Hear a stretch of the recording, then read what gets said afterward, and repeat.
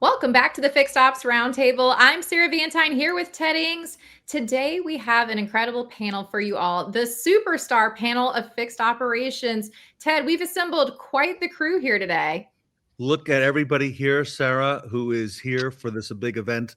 Jim Sabino from All American Ford in New Jersey, Ed Roberts at Bozard Ford in St. Augustine, Shon Kingrey in Balmy, Madison, Wisconsin, Scott Gregg at Tucson Subaru, Tom Druzynski at the Wester Automotive Group out in Western New York, and of course, out on the West Coast, Tully Williams with the Nilo Company. Great to see everybody. Sarah, it's an all-star crew, and what a great opportunity. It is, Ted, and the gentlemen we've assembled today. This panel is going to be really fun because they don't know what questions we're about to throw at them. But I think that's the fun part of this conversation. To everyone listening, this is an organic dealership retail panel. And so you're going to hear from the best of the best. But first, to really set the energy and kick things off, I can't not go to Tully Williams first to start us off. But Tully, let's get this started. All right. So we're coming into 2026. And Ted and I will speak for both of us.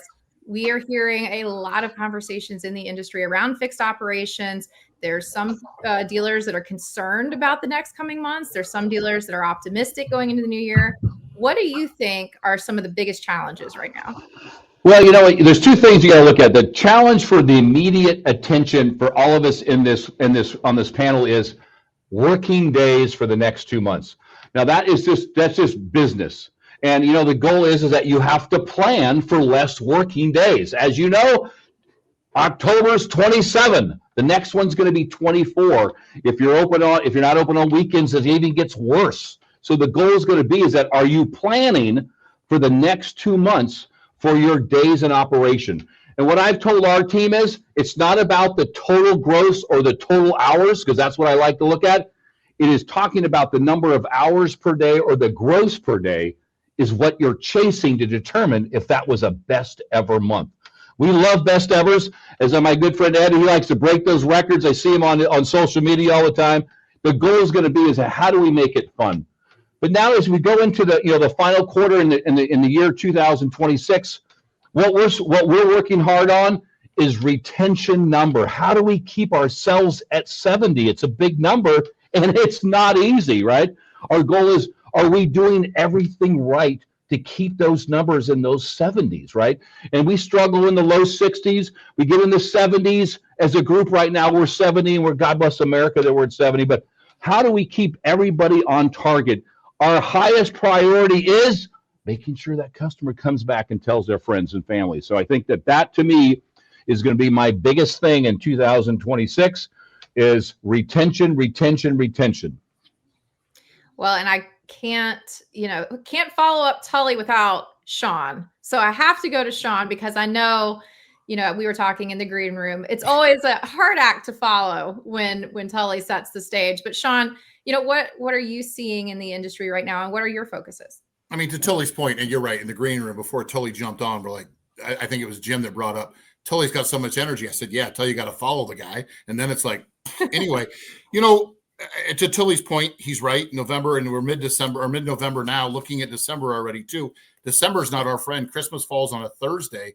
So now you got a Friday off, and you got New Year's after that, where, again, I live in everybody hunts, and it's like a culture way of life up here, and takes a full week off, saves half their PTO for that hunting season. The last 2 months, guys, is our January and February. You better save some money in November or in October coming into it, because these 2 months can be tough. And again, the old school thing, and I know Ed and I talk a lot, it's every RO every time. Everyone counts. Every RO counts. You can't miss a day. And say, it's like blanking on sales, having a zero. You got to make that up. You can't miss, to Tully's point, how much gross per day, how many hours per day. You got to know walking into each day what you're obligated to, what you're responsible for. And if you miss it, you got to make it up. Unfortunately, to Tully's point, and he yells at me every time we talk, guys, I live in a state that had COVID hard, and they shut down on Saturdays. Other than two locations, we aren't open on Saturdays. They didn't. Once you shut it, once you cut it off, getting it back is twice as hard. And those 6 locations don't have a Saturday to make it up. Now, some of our locations are now doing just used cars on Saturday, which has actually turned out to be very nice because they're not interrupted and we get a lot of work done. But getting that not open on Saturdays, really, to Tully's point, guys, you have a 20-day month. I don't even know what that looks. What is a 20-day month? It cuts your legs out falling to 23. Well, and Shon, another point in talking in this discussion, everybody on here is in different regions in different parts of the country. And, I'll flip going over to Ed in sunny Florida, as Ron likes to say. We want to, continue this conversation, but like, Ed, what are you seeing as far as the focal points for 2026? Are you seeing the same concerns as well? Well, our opportunity for 2026 is to have a plan. And a lot of times we go into something and we just react to whatever's in front of us rather than have a plan on how we're going to drive things and control things and chase after what our opportunities are. But go back and listen to what Tully and Shon both said about losing days. Well, yes, we still have 30 days in this month, November, and we got 31 days next month, but the actual working days we have less. But guess what? Our customers' vehicles don't get to take those days off. So those vehicles still break. So that demand just continues to climb up. So you end up creating pent-up demand that we have to be ready to attack. And so that's part of having a plan to be able to take care of those things, because our customers' needs are climbing with less days for them to come in here and see us. And we have to be ready for that. So a few weeks ago, we had our priorities meeting for 2026, that what are the things we're going to chase after? And then some of them, we truly are going to wait till 2026. But some of them was, if those are things we need to work on, let's work on them today, tomorrow, next week. And so having that plan, it really comes from things that we have opportunities with, and then you don't have to wait until next year to get started. Jim, what pieces do you think are going to be so important for your organization going into 2026? Well, the continued focus is on the customer experience. How can we do it better? Where are our improvements? Where are the roadblocks? We try and view it from the customer's lenses, and we take feedback on a daily basis on what went right and what possibly could go better. And that's what our goal, our really hard-pressed core is customer experience. And everything else after that will follow. A happy customer will most likely return to do business with you, whether it's through another service appointment or possibly a purchase of a new car or a second or third car within their household. So customer retention, customer satisfaction is all stemmed from the customer experience, from the point of appointment making to the time they leave. And every touch point that's there, we really put a lot of effort into making sure we do it right. And Scott, coming over to you and thinking about, these targets for 2026, and, as Shon and Ed and Tully and everyone was echoing, it's going to be challenging going into January and February this year. But you also have that regionality piece where people come in and out, seasonally. So how are you navigating some of these challenges? It does make it kind of tough, Sarah. We have the snowbird season, it's called here. And obviously a lot of people come down from up north and spend the winter here because it's perfect here most of the time during the winter. The old saying is you don't have to shovel sunshine. So it does make some challenges, and we have to gear up to be able to accommodate everyone that wants to come in during those times, but not overload the shop to where during the off-peak times we're, have people standing around. So COVID back in the days kind of stabilized that a little bit. We had a lot of people that actually moved permanently one location to the other. So it's not quite as big a thing. But the main thing is we have a lot of conversation, a lot of planning meetings, talk about how we're going to set up for success for these things. And we focus a lot on retention, just like everybody here has said. So we want to provide an extraordinary experience every time somebody comes in from start to finish, and make sure they do want to come back. Subaru talks a lot about the long game, where sales sells the first car, service sells all the rest. We focus on that a lot, and that's all about retention too. Tully mentioned 70. That's our number as well. We want to get to 70 at least or better for retention with customers. We're 65.1 right now, so we're getting there, but we still got a ways to go. And that is all about keeping them happy. And then we also have to deal with when they do come here from another state, they're used to their home dealer, and we're always under the microscope when they come here. So, any little thing that's not the way they're used to, they're gonna, bark about it. And so we do have to make sure that we're on our A game 100% of the time. Then we're focusing on hours per tech per day and hours per RO, which they go hand in hand. One feeds the other, and vice versa. So we're a lot of focus on that, but mainly just the throughput in the shop, making sure that we do have plenty of loan cars, plenty of availability for appointments, anything that everybody's going to need. And we're set up for success with these people. So we usually do a very good job of handling them. And Tom, coming to you and thinking about all of the pieces that we've shared, are those focuses also what you're working on, or do you have other opportunities that you're focusing on this year? Yeah, a bit of both, Sarah. One of my favorite videos, like types of videos to watch, are the people that get right to the end of the race and the hands go up in victory, they slow up, and then somebody rips right by them and snatches it from them. So, my focus as we get to the end of the year here, is not letting off the throttle. October was fantastic. With the selling days that we had, you just kicked the doors off the hinges. It's easy to follow up such a strong month going into November, where you've got this holiday and you've got one in December, to slow up and to not continue that same push. So for me, my focus is making sure that the teams are continuing to push hard through the end of the year. Games and competitions, I'm a big fan of gamification. So that's part of the way that I help to combat the less selling months, and then also the calendar utilization issues that always occur in November and December. I always have, you can't see them on screen here, but in my office is loaded up with Nintendo Switches and PlayStations and golf clubs and gun cases and you name it. And I'm loaded up with prizes to be able to start putting together some competitions to really drive the hours, because that's really what we want, right, Tully? We want hours. So we set up games, we set up competitions across the stores to really drive some hours, have some fun, keep people engaged, but mainly to make sure that we're not taking our foot off the throttle going into the end of the year.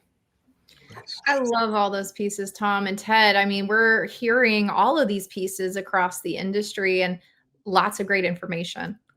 Great information, Sarah. And we want to welcome our great friend, Ron Overs, the publisher of Fixed Ops Magazine. Ron, you'll be very proud. Sarah and I did not divulge any of the questions in advance. Hey, those are some great questions right there, Sarah. Great job. Thank you. And thank you to this whole panel who had some really good insights already about retention, customer experience, all the things that are so key to our business today, right? Doesn't matter what we're talking about in the magazine, on Ted's show, bottom line is retention of these customers is so key. And they will leave for the simplest of little ideas, right? So you need to work with them. So it's really a good point. Ron, it's a great opportunity to ask these retailers some pointed questions. I know they're all expecting them. So I'm curious what you have in store for us for the balance of the panel. Well, I'm sure they didn't get the preview of what I was going to ask them, because I make sure every time that it's just a deep secret, and that they absolutely, have to think deep and hard in the, 5 seconds before they get the question is how to answer this thing. And that's why we get the real answers, right? Not the contrived answer that they're supposed to say. So, but no, it's so true. But it has been a year of incredible opportunity, right? We've heard some great success stories already as far as how the year has gone for them. Can you tell me about maybe one new aspect of the business that really has changed your business this year? Has AI really changed your business? Or has there been some technical device that's really helped it? Is it been just back to blocking and tackling and training and all the things that we've talked about in previous one? But what one thing do you say you could attribute to, hey, this made my year better, and I'm going to continue that into the following year? Jim, can we start with you right up at the top? Sure, Ron, and thanks for the impromptu question that's never revealed. It's well protected. So, there's been a lot of different things, and probably it's just one or two of the things that stick out that have really changed the trajectory of the 2025 year. AI has been a big component of it. There's no question about it. AI, I think, has changed a lot of people and how we do business and how it makes us better, more efficient, and we've really embraced it as an assistant, not as a replacement, but as an assistant. So the human touch always needs to remain in place, but AI certainly assists us through the process a lot better. Secondly, we've really put a big emphasis on used car acquisition through the service drive. It's been incredible. It's better for the entire organization, not just service, but it obviously generates a lot of CPO activity because we're acquiring vehicles that come right through our service drive, and it also helps out our used car department because they're finding vehicles without sourcing through wholesalers, sourcing through auctions. They're right here on site, and the whole process of the CPO to get them ready for retail is a matter of 2 days from the time that you make the deal and take the customer out of the car, put them into a new car. So that has really changed the landscape, and the service advisors fully buy in. They are taken care of properly. They are spiffed, so they're not losing. They have skin in the game. So they don't protect it and say they embrace it. They embrace it. The sales department is doing very well with it. 6 days a week, they equity mine and data mine our service drive to used car inventory, and it's very, very successful. It's really changed a lot of ways we do business, and it's benefited many, many people. The entire organization has seen a big uptick through service drive acquisition for used cars. Huge. And think what that does to the customer, right? Who says, "Hey, I've got a buyer for your car. How about we trade you in and get you something new?" Right? 100%. Their CX, back to your customer experience comments, right? It just drives that as well. That says, "Wow, thank you so much. Right? That's great. So I can get you good value on your trade. We can get you into something new that'll be even more fun. Let's get this done today." And you've absolutely just done your customer experience. You've done your used car manager a favor. Everybody in the organization benefits. Right. And then the key word there, which we all kind of touched on before, was customer retention. You keep them in the cycle within your dealership. So that's the big factor on that one. Big one. Huge key. I hope somebody wrote that down. I mean, that sounds like a good thing to do. So good stuff. Scott, how about yourself? What's happening in the desert out there? What's changing your business this year? Quite a bit along the same lines as Jim. AI has had a huge impact on us, I think, this year, and we've embraced it as well. To his point, it needs to be an assistant. You also have to watch and hold people accountable because people do tend to want to lean on that a little too much, and you lose that human touch like he was talking about. So we've really had to monitor that and make adjustments. And we're doing the same thing, equity mining on the service drive. We've got signs all over. We want to buy your car. We're actually using AI when the customer comes in for an appointment. A text goes out to them. "Hey, would you be interested in selling your car? We'll give you a quote right now, while your car is in here." And that's been successful. We've had success with that. So just along those lines, that's really working for us. The AI is really working. It's constantly evolving. Subaru's using AI to help process warranty claims now, so they're getting done faster. So it makes us all smarter, doesn't it? There's no question. It makes us smarter if we use it wisely. Yes. But it's funny. We receive a lot of articles in here as well for print, and you can tell which ones have been run through Copilot maybe one too many times. And but the reality is you can tell, right? I mean, we call it the M-dashing of an article, right? So the continual run-on sentences that just, like Scott Gregg, dash, a really great guy, dash, loves airplanes, dash. Okay. Would you like me to modify this for you? Forget to take that part out. Yeah, need a little help with it. So, and it's the same thing with AI and anything, right? It can provide you some tremendously good insights, but you have to take those insights and now boil them down and put them into the culture and the language that you speak in your store and make it work. So great to hear you using AI in the right way, and it really will help grow your business, for sure. Shon, what's happening up there in Green Bay country? It's beautiful up here. It's always beautiful in Green Bay. You know, I'm going to switch it a little bit. We can talk about AI, and back in October, I was at the Mopar conference, and everybody's still looking for that obvious that Yeah. AI solution for BDCs, and we keep talking about that. And we can talk about service drive acquisition, which I'll never understand why sales doesn't live in the service drive. You have a fixed customer that you know who's coming, you know when they're going to be there, you know what they're driving, you know how many miles are on it, you know what's wrong with it. I can keep going on. For us, the biggest change has been, for those that don't know, we're strictly domestic. We have no imports, and Chrysler completely pulling out of basically the EV market, Ford getting halfway out of it, and GM barely playing in it. You know, Ron, I go back to 18 months ago when we had panels, and I'm going to pick on Tully here, where we were all talking about, guys, EV cars are coming. What are we going to do when they take over the business and there's nothing to fix on cars? Guys, 18 months later, for us, it's completely shifted, and I'm a definite glass half full on this deal. That's a good thing for us. You know, the average car now, they say, is what, $50,000, and people are doing 7 or 8 year loans. Yeah. They got to keep these things, guys.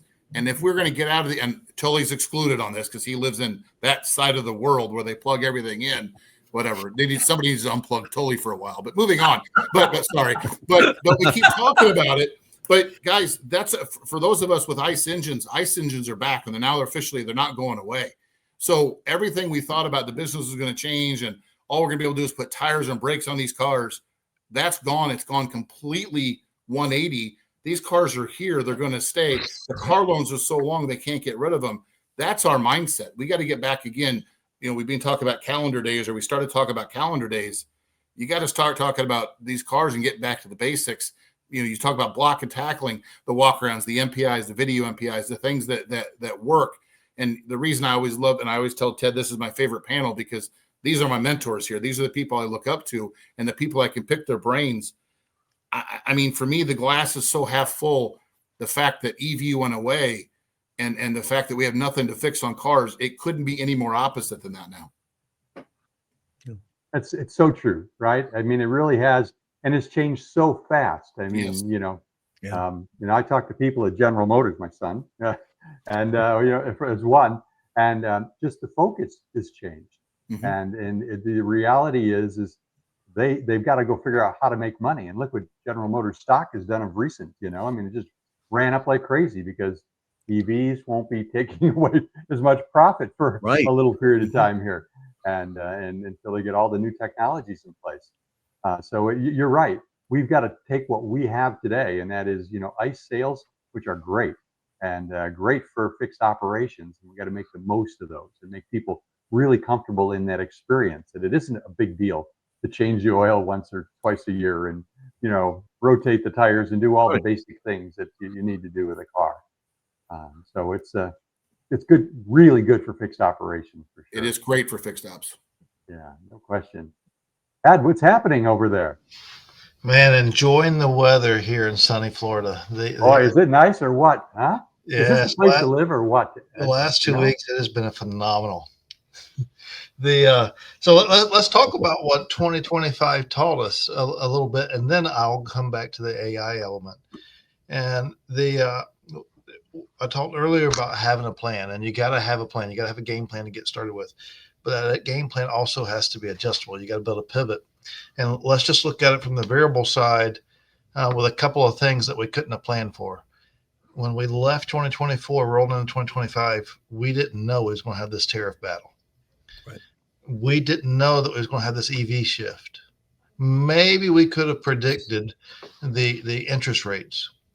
But it's to be able to educate our people and prepare them for those things and deviate from the plan that allows our people to be prepared. Because I said that from the variable side, but all those things affect the fixed side as well. Yeah. Because people think, well, if tariffs affected the price of vehicles, maybe I need to fix this one. And so it's one of the things that 2025 really highlighted was be prepared to pivot and educate our people accordingly. And then let's look at the AI element, because AI we've been chatting about now for a couple of years. But this is the year where everybody says, okay, it's time for me to embrace AI and start doing something with it. And so everyone's starting to do different things and whatever else. And what AI should be, because technology will never fix a process. It never has. It never will. Technology will enhance and possibly make a process more efficient if it's the right process. So what AI has really done for us is made us really reflect. Okay, what are we looking for AI to do? Okay, well, should we fix that before we bring in AI? Yes.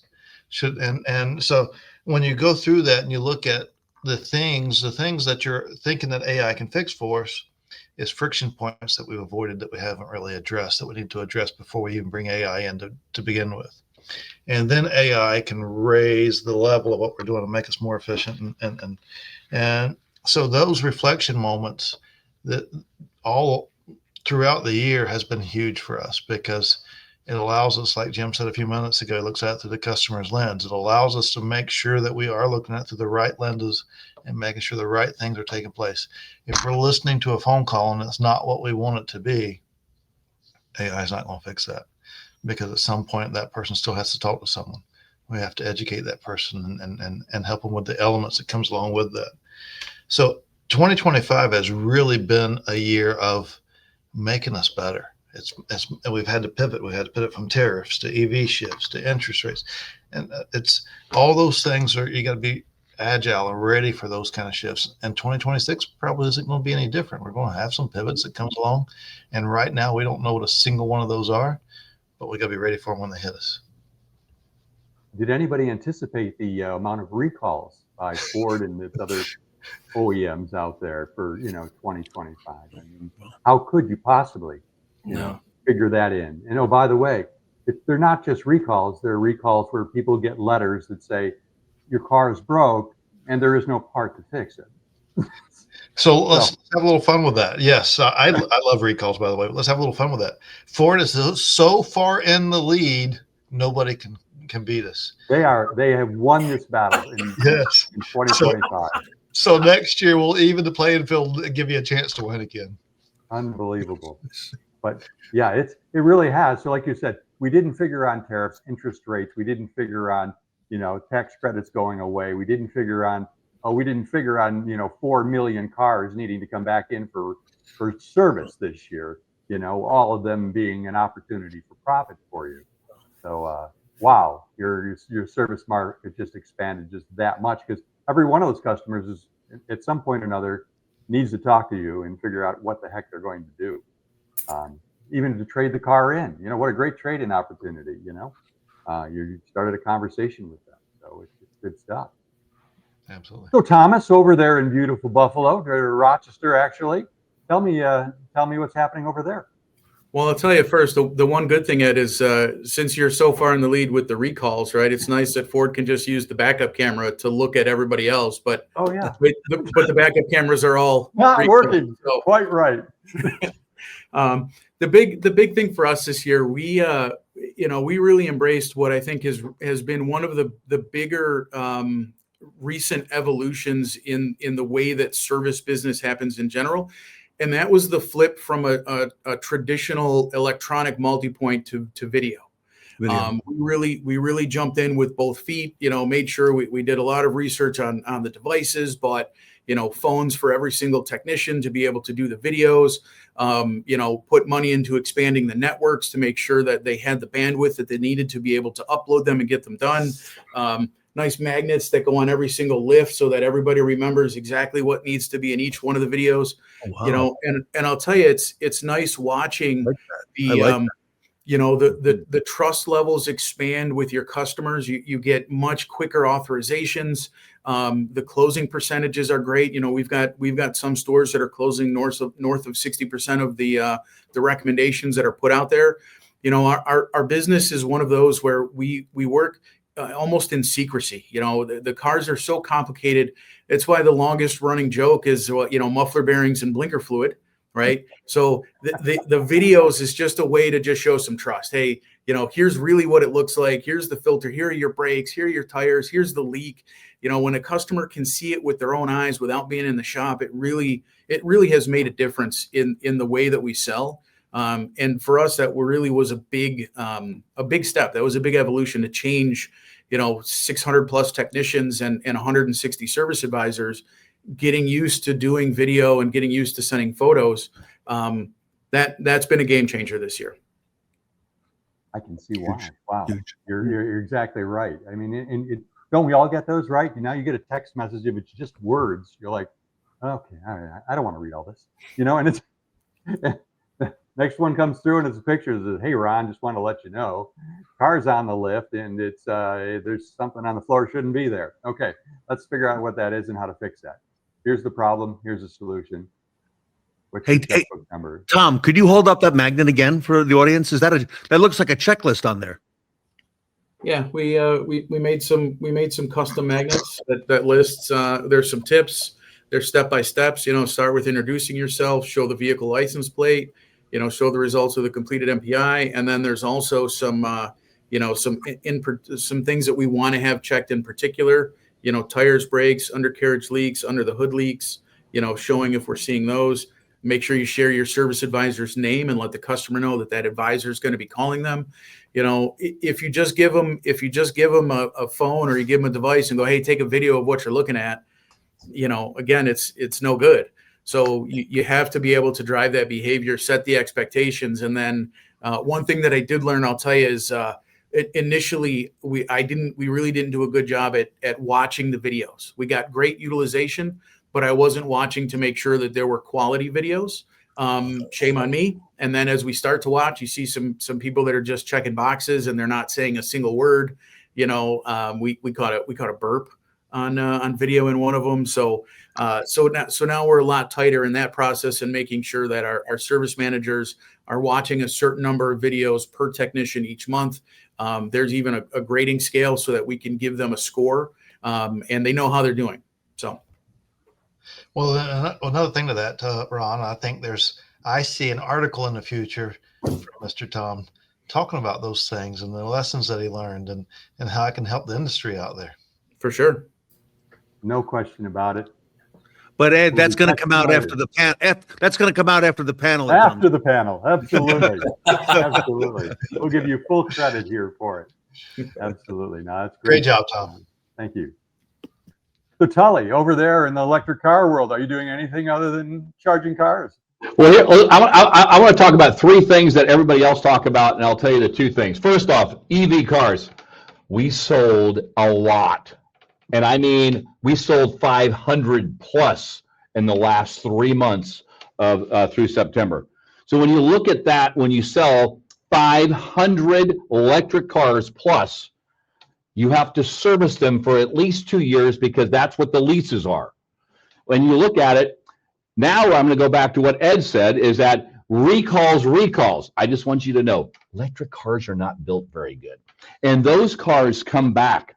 And what we have seen in our work mix for a lot of our brands that are heavy electric is that I kind of like that 60-ish% of customer pay, 30-ish, 35 maybe, and maybe sometimes in the 20 on warranty, 50% warranty. And what happens when you have 50% warranty is the hours in your shop are a stagnant number, and you take away from customer pay. And we have to make sure that we're telling our managers on the warranty is that you cannot say no to customer pay. Warranty can wait, but customer pay cannot. So getting that focus on those recalls and updates that electric cars have, because they break well. And the last thing, as Thomas brought up, is videos.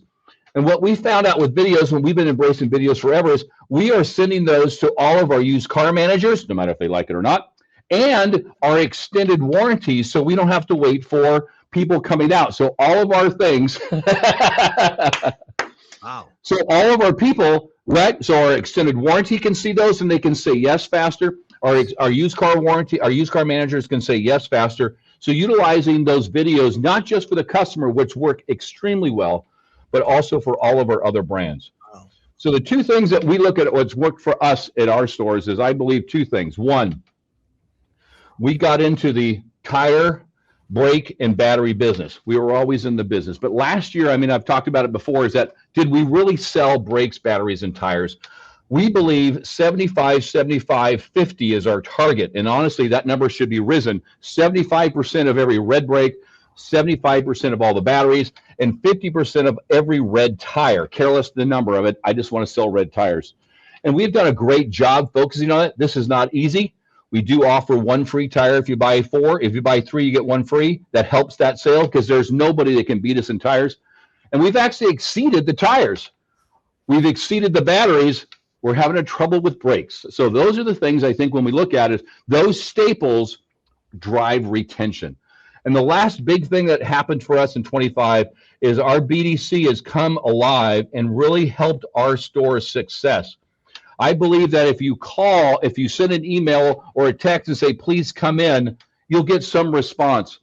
But if I call them and say, we'd love you to come back, your car is at 11 months, and we'd love you to come in, I have an appointment for you at next week or today, would you like to come in? And what we're seeing, that we've seen from the beginning to the end of this quarter, is we're seeing our connection rate on those 10, 11, 12-month calls is as high as 80%. They answer the phone. I couldn't believe it. But here's the best part. Our conversion to appointment is over 80%, and some of our brands are over 90%. I didn't say the word AI yet. I'm not going to either. I believe that a human being that loves you, that wants you to come back, and we call you and ask you to come back, and we're having great success. So to me, I think our BDC is a shining star for us this year on outbound campaigns. And fundamentals of selling the brakes, batteries, and tires to us has been a big deal for us. That drives that 70% retention number. Nice. Well done. Fantastic. You know, your point is well taken, right? A lot of these EVs that went out, and a tremendous amount went out over the last 3 months. We have to went fix out them. on lease, right? Yes, and we have to fix them, which is great because they all break. You look at Volkswagen. I mean, they have a recall on top of a recall on top of a recall on top of a recall. And they say, we're done with the ID4s. We're done. Yeah. So the good news for us is those recalls are 9 hours, another 9 hours, and there's a door latch that opens up, and that's another 5 hours. Like, okay, they will run out, so I have to make sure the service manager does what? Don't fill up on warranty, because one day they will be gone. And you're going to say, where did everybody go? That's because you focused on warranty. Customer pay, retention is the D. Woo. Strong. And back to Ed's comments on pivoting and being nimble. Yes. 2 or 3 years from now, when those cars are all gone, newsflash, things are going to be dramatically different than they are today. 100%. So that's the whole thing. Is it's going to buy time for the industry to catch up on all these other things, and the cars will look way different 2 or 3 years from today. Hybrid for us in the West Coast is where it's going to be, right? Everybody wants a hybrid, right? Maybe get 50 to 75 miles on the battery. After that, the ICE motor kicks in. They can drive wherever they want. Yeah. I mean, honestly, Volvo has made that pivot, and it's going to be a success. They just got to build them so they don't break. That's all we want. Yeah, that is the key. It's just hard to put 2 powertrains in the cars, but that's 2 powertrains that are going to break. So you're all set in service, right? You got a lot of parts to fix on those things. So it's great. Ted, how are we doing on time here? We really squeezed a lot into a few minutes here. Ron, what a panel. I mean, the notes coming out of this thing, amazing stuff. A lot of new information, very relevant.